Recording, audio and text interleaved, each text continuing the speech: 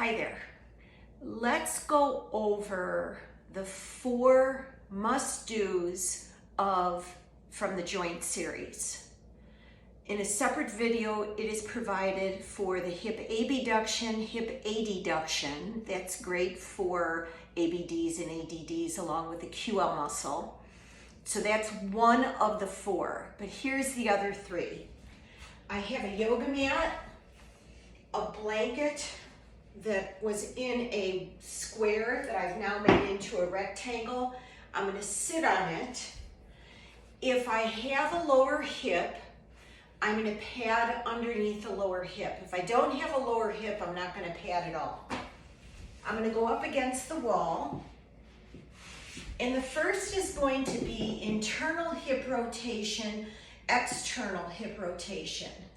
And the first thing I want you to do is I want you to roll the flesh out so that you're really sitting on your sitting bones, okay? Once you're on your sitting bones, my closest leg to the camera is my right leg, so I'm going to demonstrate with that. I'll bring my back up against the wall. My right foot's going to fall out. And I'm going to keep the heel down and I'm going to drag it away from the body as far as I comfortably can. And then I'm going to roll the foot in, keep the heel down, leg as straight as comfortable, and drag the heel in back to center.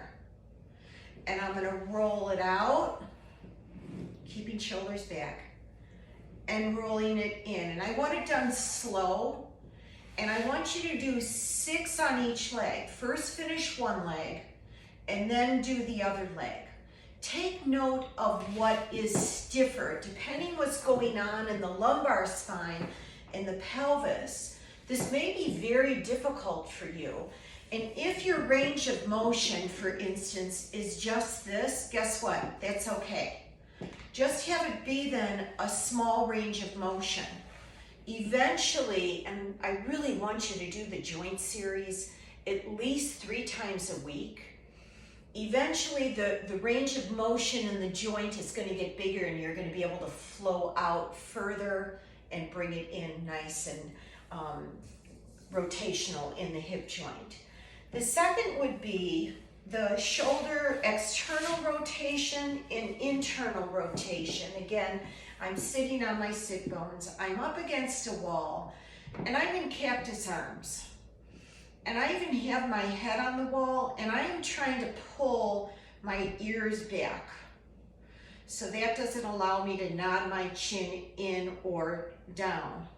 And I'm going to try my best to keep my elbows planted on the wall, and I'm just going to rotate the forearms down.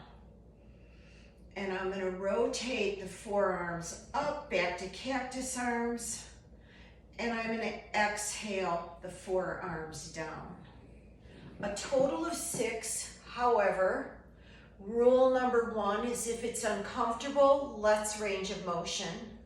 As important to that rule number 1, another rule number 1 is if you can only do 1 with good form, that's really, really, really what I want. Once you lose your form, and I'll exaggerate here if you can see me, and you're going, you know, like this, and one elbow is lower and one is higher, and you're kind of kitty-wampus, you've lost your form, and we're not getting the joints in the right format that I want them built within the body.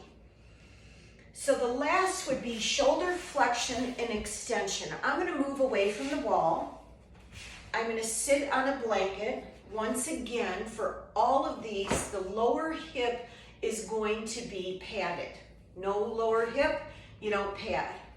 Roll off the flesh of the fanny so you're on your sit bones. Do your best to get your shoulders over your hips, staring at the horizon, lots of chit chat.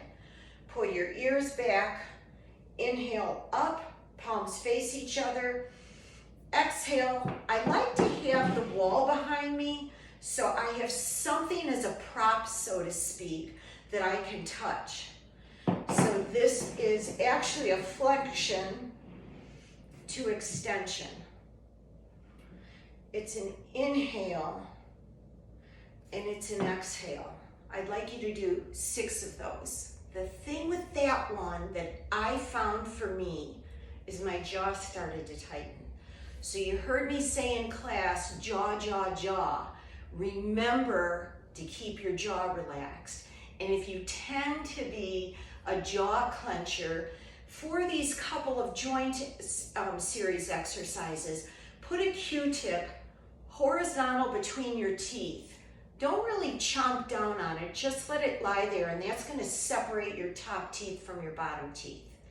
So I hope you enjoy, and I hope you got something out of the 4 most important portions of the joint series.